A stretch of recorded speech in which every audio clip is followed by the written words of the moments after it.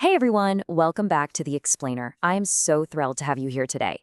If you've been following along, you already know how to tell time and map out your daily schedule in Chinese. But today, we're going to make your Chinese truly dynamic. We are adding action verbs, so you can talk about what you're doing right now, what you want to do, and we are finally going to solve one of the biggest mysteries in beginner Chinese, the two completely different ways to say the number 2. Here is our quick roadmap.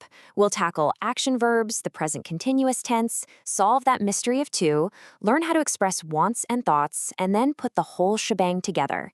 By the end of this, you'll be navigating real conversations. All right, let's dive right into this. To actually speak the language, you gotta have the raw building blocks, right? The action words that really power your sentences. Starting off with our core vocabulary, the essential daily action verbs.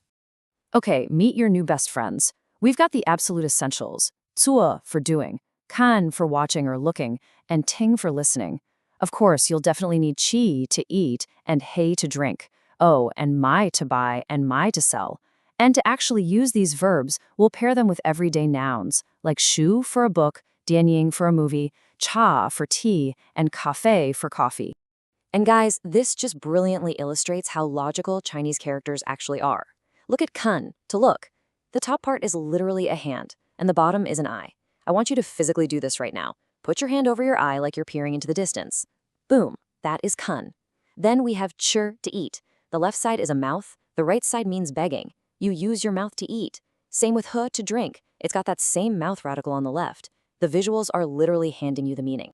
Moving right along, let's look at how to talk about actions happening right this very second. Enter our time manipulator, the word 在. You might actually remember 在 from earlier lessons as meaning at or in a specific location. Well, it's got a secret second job. If you slap 在 right before a verb, it acts just like the ing suffix in English. It means the action is happening right now. The structure is simple. Subject plus 在plus verb plus object. So if we toss in the new word 饭, meaning meal or rice, we get 他在吃饭. He is eating a meal right now. Now check out the stark contrast here. On the left, 我在看书, I am reading a book, as in currently. On the right, we drop the 在 and just say 我看书. Suddenly, that translates to I read books as a general everyday habit. That tiny little word completely changes your time frame. Okay, pause. Before we go any further, we need to have a quick pronunciation battle. It's the SH and CH sounds versus the S and C sounds. I want you to actually practice this out loud with me. For shu, chi, and shul, curl your tongue all the way back into the roof of your mouth. Got it? Now, for the S and C sounds, flatten your tongue right behind your top teeth. Try it. Shu, su. Do you feel the difference in your mouth? It's absolutely crucial for being understood. All right, on to my favorite part. Let's solve the ultimate beginner mystery, the 2 different ways to say the number 2. So if someone comes up and asks you, hey, how do you say 2 in Chinese? What do you tell them? Well, the real answer is, it entirely depends on the context. You've basically got 2 choices, and you really cannot mix them up. On one hand, we have Think of as your naked numbers. It's just for math, phone numbers, and counting in sequence. On the other hand, we have liang. You use liang when you are counting actual things with a measure word. But listen closely because I have to give you a massive warning right now. 2 o'clock is a major strict exception to this rule. You do not say dian. You absolutely must use liang dian for 2 o'clock.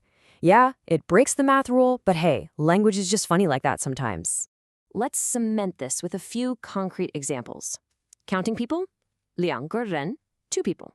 Telling time, like we just said, 2点, 2 o'clock.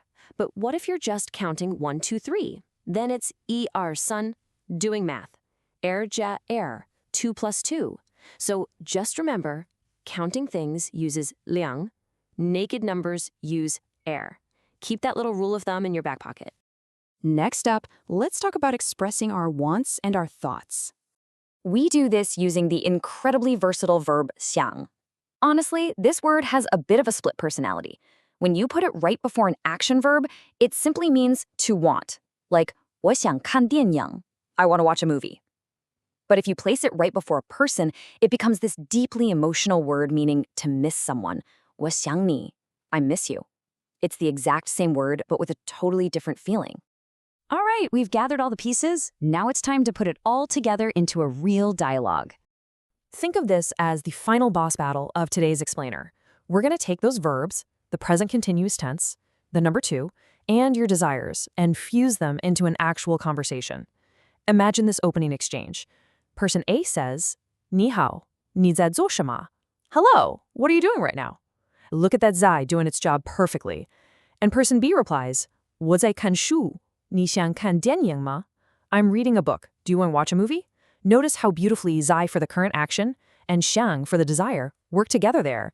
It's seamless. 好啊，现在几点? Okay, what time is it now? And B answers, 现在2点半. It's 2:30. Yes, did you catch that? They used liang for 2 o'clock, not They completely avoided the classic beginner trap. Finally, A says, 我想喝咖啡. 你想喝什么? I want to drink coffee. What do you want to drink? And B replies, 我想喝茶. I want to drink tea. Do you see how smoothly those new vocabulary words for coffee and tea slot right into that shang plus verb structure? Guys, you are speaking real Chinese right now. Okay, let's actually test your new skills. I challenge you to translate these sentences using the blocks we literally just mastered. Number 1, what are you doing? I am reading a book. Number 2, she wants to watch a movie. She wants to drink coffee. I'll pause for just a second. Really think about it. Where your Zai goes and where your Shang goes. And one more quick test. The mystery of two. How do you say I'm buying 2 books? Will mine blank ben shu? Are you going to use R or liang here? Remember, ben is a measure word for books, which means you are counting physical things.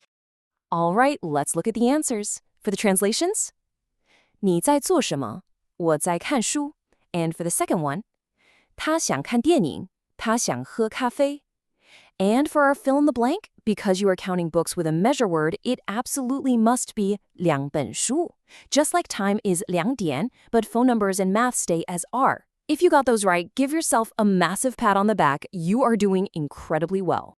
So I want to leave you with one final direct question to end today's explainer. 你想喝什么? What do you want to drink? I want you to answer that out loud right now using your brand new vocabulary. Think about it. Just a few minutes ago, that phrase might have just sounded like noise. But now, it's real communication. Once you've got that down, you are completely ready for our next step, which is ordering in a real restaurant. Keep practicing those verbs, keep learning, and I'll catch you in the next explainer.